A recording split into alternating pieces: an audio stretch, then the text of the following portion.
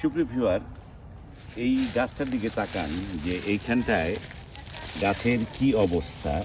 ভেতরটা কিন্তু পুরোটাই ফাঁকা, কোনো কিছুই ভেতরে আর অবশিষ্ট নাই, মানে সব কিছু উই পোকা খেয়ে ফেলেছে।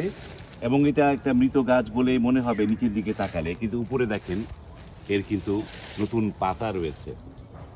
এই গাছটার যে পরিণতি হতে চলেছিল, সেই পরিণতি যে ধ্বংস হয়ে যাওয়া, কিন্তু ধ্বংসস্তূপের মধ্যেও এই গাছটি কিন্তু দাঁড়িয়ে আছে, পাতা ছড়াচ্ছে এবং আমাদের অক্সিজেন দিয়ে যাচ্ছে। এবং মানুষরাও এরকম, আমাদের মানুষের আমরা যখন উপর দিয়ে যখন দেখি, কিন্তু কখনোই বুঝতে পারি না তার ভেতরে কতটুকু ফাঁপা হয়েছে, কতটুকু অসুস্থ আছে, সে কিসের মধ্যে দিয়ে সে জীবনযাপন করছে। যে কারণে হুট করে কারো প্রতি কোনো রকম কোনো আচরণ করবার আগে তাকে কিন্তু খুব কাছ থেকে জানতে হয়, কাছ থেকে বোঝার চেষ্টা করতে হয়।